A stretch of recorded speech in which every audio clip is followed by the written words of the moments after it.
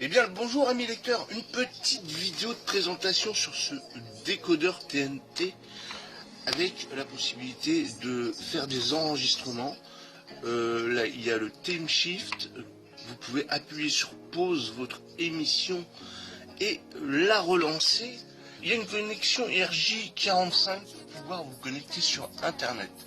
Évidemment, un câble HDMI pour votre télévision et il y a une sortie SPDF optique pour pouvoir avoir un son d'enfer. Vous avez l'entrée de l'antenne coaxiale et une sortie. Auguste, ils sont sympas parce qu'ils nous font des notices en français. Alors, il y a une notice sur le démarrage qui n'est pas bien compliqué pour rechercher les chaînes. À la limite, on n'en a même pas besoin. Il y a une notice qui est en français aussi concernant la petite télécommande, voilà, qui elle fonctionne avec un dongle Bluetooth. Donc ça c'est intéressant et vous avez la possibilité d'avoir une souris à l'écran.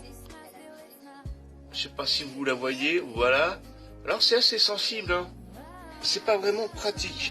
Alors vous mettez un dongle sur votre boîtier et vous avez une souris qui marche beaucoup mieux. Vous avez la possibilité d'y mettre un clavier, ça c'est bien. Donc on va aller dans le menu Home.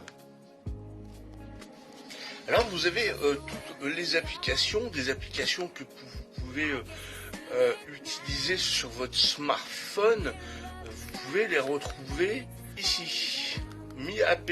Donc Mi-app, c'est des applications qui sont déjà préinstallées. Donc vous faites retour. Vous avez Kodi. Alors certains qui connaissent pas Kodi, vous pouvez voir des multimédias, du streaming et plein d'autres choses encore.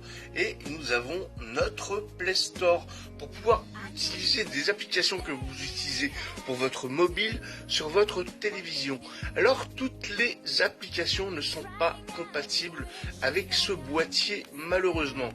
Ici vous rajoutez sur le bureau ce que vous avez envie. File browser, voilà, explorateur de fichiers, c'est fait, on fait retour et on a notre file browser qui est juste ici pour pouvoir regarder ce qu'il y a dans nos disques. Alors vous avez 8 Go de ROM à l'intérieur, mais en fait vous n'en disposez que de 5. Vous avez Media Player. Alors Media Player, ça vous permet de lire entre autres ce que vous avez mis comme clé USB dans vos clés USB, pardon.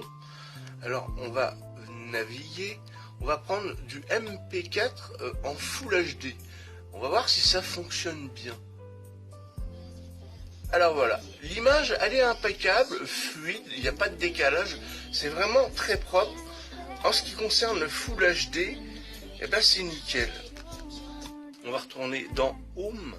Vous avez ici sur cette petite télécommande un bouton, il est programmable. Vous restez 6 secondes appuyé et vous prenez votre télécommande de télévision. Par exemple, on va faire un essai. Vous restez appuyé, la LED, elle doit s'allumer. Vous choisissez n'importe quelle touche de n'importe quelle télécommande. En l'occurrence, moi je vais prendre la touche Power de ma télévision. Alors on va recommencer parce que je crois qu'il a un peu perdu de temps. Et vous appuyez sur n'importe quelle touche de télécommande choisie. Il l'a pris en compte. Là, avec ce bouton-là, je peux allumer ma télé.